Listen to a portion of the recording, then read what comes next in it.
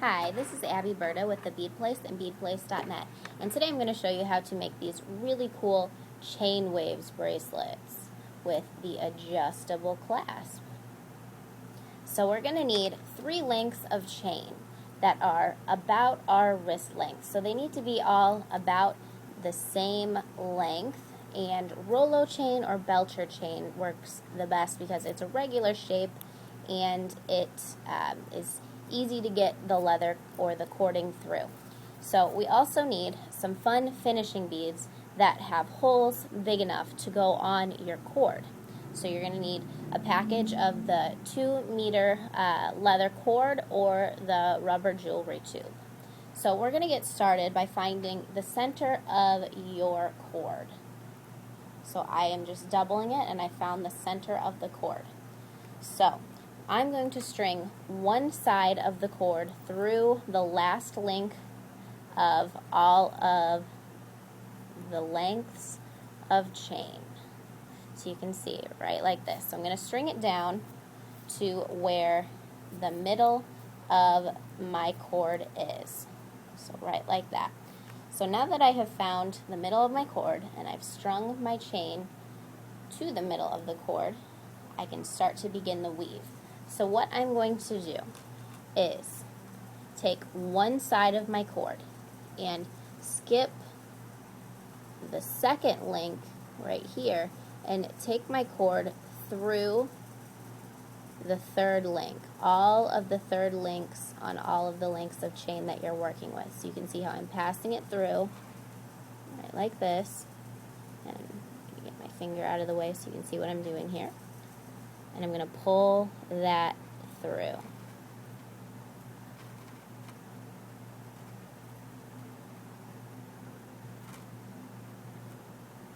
And so then I'm going to do the same to the other side.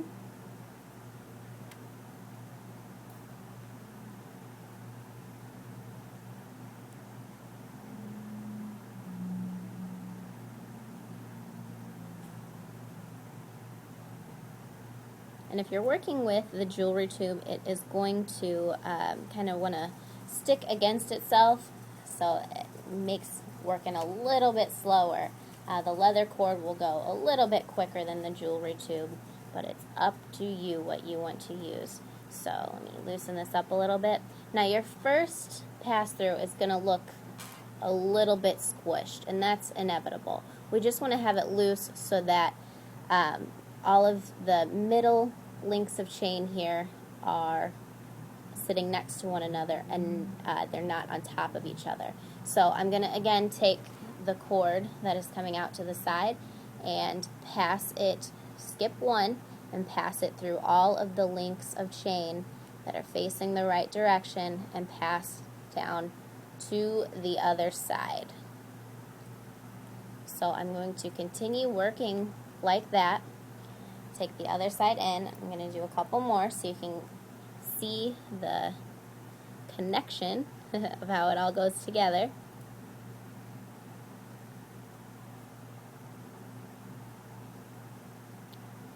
This is a really fun bracelet to do. It's very easy.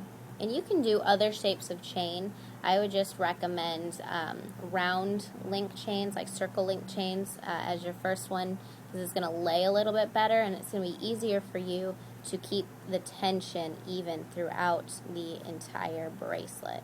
So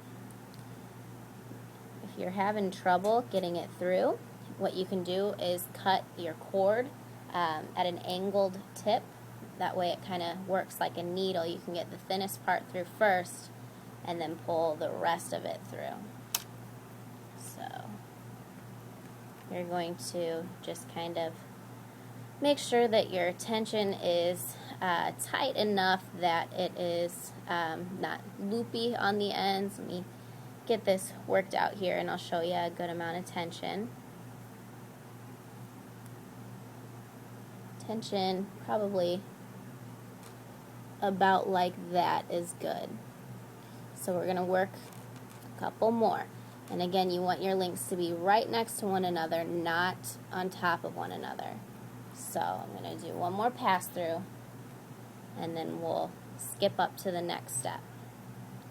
So, like I said, take the one that's on the side that you're working and go from that side to the other.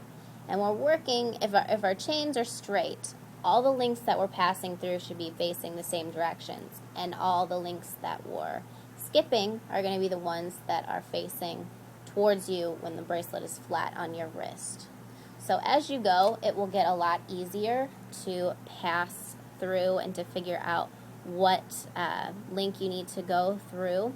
But it's a very simple design. So I'm just going to pass the second one through so you can see how the design is progressing, and then we will skip forward. Alright, so you can see it looks like that. So we're starting to get kind of like that ladder look that you see on this one right here. And then I'm going to work the whole thing, and then I will show you how to do this adjustable ending. Alright, now as you can see, I have completed the whole bracelet in the way that I have instructed you. Now what we're going to do, since we've gone through this last loop, and we have our long ends here, in order to make it adjustable, what we're going to do is take the same side that we just ended with and pass it through, as you can see right here. We're going to pass this through the top links, just like we did to start it out. We're going to pass it through the top links. So I'm passing it through from the side that it's coming out on the bottom, from that side over to the other side. And we're going to pull that through until you just have a nice curve here in the bracelet. And we're going to take the other side now and pass that through that way. So this is going to be a little bit tight because we actually have 3 cords passing through just one length of chain. So you're going to pass through one, give it a little tug to make it easier, pass through the second one, and what I find easiest, especially when I'm working with the jewelry tube, is I'll push the tubing through and then slide the link over it just a little bit. And so that usually works out pretty well for me. My camera's falling here. There we go. Alright, so then once you have it through all 3, oh, we just fell again. That's okay. Once you have it through all 3, what you're going to do is pull the sides so that they are about even. You see how my link or my loop here is about even? Then you're going to slide it over your wrist, and you want to have it at a comfortable spot for you so that you can slide it over your wrist or slide it onto your wrist over your hand. So just kind of find that spot where it's most comfortable. The jewelry tube is kind of stretchy, so you can use that, or you can make that a little bit smaller if you're using the jewelry tube. If you're using the leather, you want to have it so it just barely slides over your hand.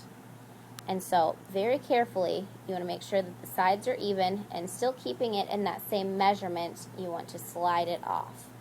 So then what we're going to do is tie an overhand knot very close to this link right here. So I'm going to tie my overhand knot, so I'm going to make my loop and pull the tail end through the loop and then push the knot up close to the link. So as you can see, I have my knot up close to the link. Now I'm going to make sure that I still have my loop here about the same size on both sides, and I'm going to tie another overhand knot on that side in that same spot. So still making sure I have it about the same size. I'm just tying that overhand knot and push it close to the link. So you can see I have my overhand knots right close to the link. So what I'm going to do is string my bead or beads onto the one side of the leather cord. So I'm going to have 3 beads on one side and 3 on the other. Then I'm going to tie another overhand knot at the end of that just to kind of secure the beads in place. And make sure that your knots are tight, especially if you're working with the leather. Now you need to make sure that the hole in the bead is not too large that it's going to slip over the leather. If it does, tie another knot. So I'm going to do that here just to show you. You want to tie another knot so that it won't slip off. So I'm going to do the same thing to the other side. We're going to add the beads and tie your first overhand knot,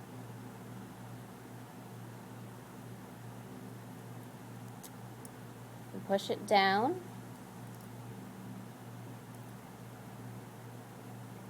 and your second overhand knot, and push it down. So we can check to make sure it's a good fit before we cut anything.